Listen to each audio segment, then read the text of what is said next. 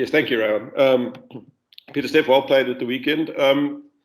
Just your experience of test match with no fans. Just did you have to find a different internal motivation, given it wasn't a normal test match atmosphere, or did that come quite easily to you guys, you personally and to the team? Yeah, we've had experience in the past with the franchises where we played without fans. So we've been able to adapt to that, but of course it makes still a massive difference. That small flame you have inside of you that gives you the motivation to do something extra I won't say it's gone, but just have to find a different place to get it back and to make sure you pitch up for the game. So of course it's a big adjustment for us, but we have to take it to our advantage, and we try to make the best out of it and use the no fans for us as an advantage as well.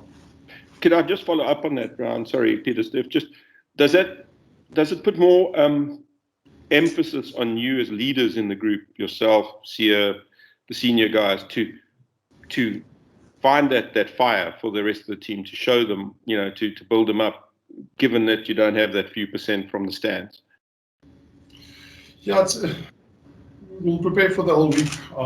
We'll prepare for every test match. It's just different that there's no fans. So I guess for a young guy like Jasper that made his debut, guns up with no fans, it's sad for me personally for him to experience something like that.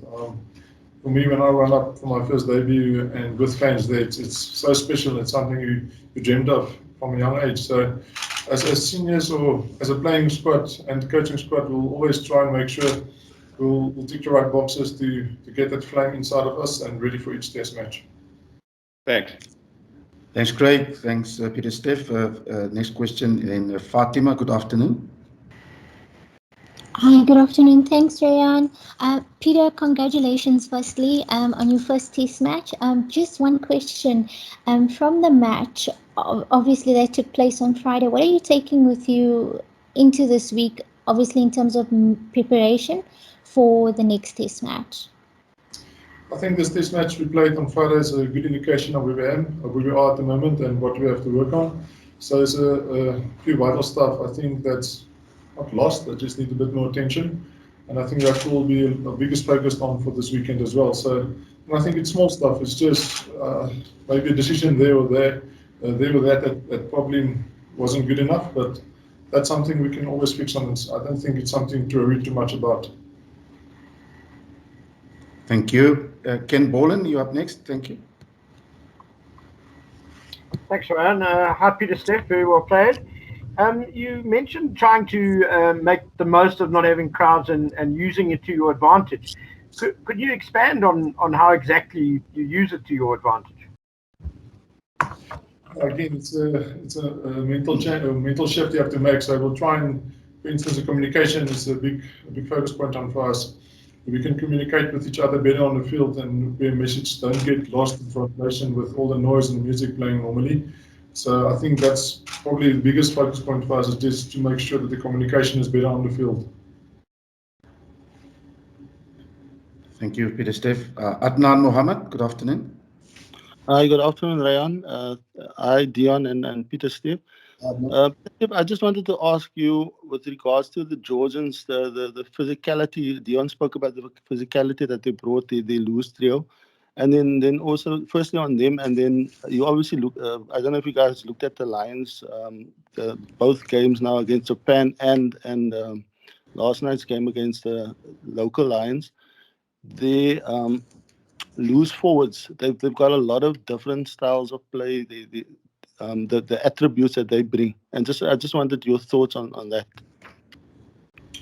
Yeah, so the physicality of the Georgians, they're big and strong as well, and I think that's the difference. They're not guys that's big from gymming. I think they're naturally quite big and strong guys, and it's in the genes as well. So I think they've got a good mindset, the way they want to play and match up us up front as well. And I think they did a good job in the beginning of the game. And again, that's, like I said, so one or two things we need to focus on, and for us just to make sure we get our pride back and do what we have to do in that set pace of the game as well. And the Lions, the loose forwards, of course, I think they're very spoiled in that department as well. They the players they can pick there is world class, and the way they want to play, I think they've got each player for every game plan or game situation they want to do. So I think they'll assess as well the way they want to play against the franchises as well, and probably not show all their cards as well. So we can't prepare for that, but yeah, they're definitely world class in that department. Thanks. Thank you, Pieter-Steph. And Ken, you still have your hand up. Is that for a new question, or you're just keeping it up? Sorry, Ryan. Thanks, Ken. Right, our next question goes to Rodri O'Connor. Thank you, Rayan, and hello, Pieter-Steph from Ireland. How are you doing? Slightly parochial question, if you don't mind. What influence is Felix Jones having over the squad at the moment, and how important can it be to have a European voice at the table when you're preparing to face the Lions? Yeah, Felix helped us a lot in the World Cup, so we know what he brings to the table and what he expects of us as players. So, like Dion said, we had a good chat this morning on a few mistakes we made this weekend to opportunities that we didn't take. So Felix is at his department and will definitely take pride in that. So for us to give us a bit of I won't say it's a over advantage to have him here, but he'll also find a way to help us and the way it suits us to coach us so we can be the best against the Lions. Thank you. Just as a follow-up, can I ask you, there was a report here that you were quite close to joining Munster yourself. How true is that? Was it a disappointment that it didn't come to pass? And would you like at some stage to link up with Johan Bachran in Ireland? It was a small communication. We had communications, but it was probably one email sent or two emails sent, and that's where it stopped. So it wasn't, everything wasn't true that was reported. Thank you. Thank you, Pieter-Steph. Craig Ray, do you have another follow-up question? Yeah, thanks. Sorry, Pieter-Steph, just given Agios Snyman's situation, which puts him in real doubt, and maybe Urban and one more lock gets injured, would you be quite happy to go back into the second row if needs be for the Lions series? Yeah, of course, I'll definitely try and play there again. I haven't played in a while, but that's where I started my career, and I guess it's not much difference. It's only in the scrumming it's going to change a bit. So our coaching will make sure I'll do the extra work there for the scrumming. So for me to be part of the squad and play against the Lions, I'll play where they need me. Thanks. Thank you very much. There being no more further questions in English, then Percival Young, I suppose you want to ask a question in Afrikaans for Pieter-Steph to summarize. Thank you. Baie dankie Marian. Pieter-Steph, baie geluk meneer met jou eerste wedstryd terug weer op internasionale vlak. Pieter, kan ek net vra? Ek weet baie van julle spelers, internasionale spelers, rugby spelers, julle is baie selfsugtig wanneer dit kom oor 'n individuele spel. Maar ek wil jou tog vra, hoe voel jy oor jou spelpyl op die oomblik? Is jy waar jy was sê byvoorbeeld in 2019? En die tweede deel van my vraag is, ons hoor nou van 'n hele paar kneespreuke, selfs nou aan Eben Etzebeth self. En dis 'n vraag wat ek moontlik vir die afrigter moet vra.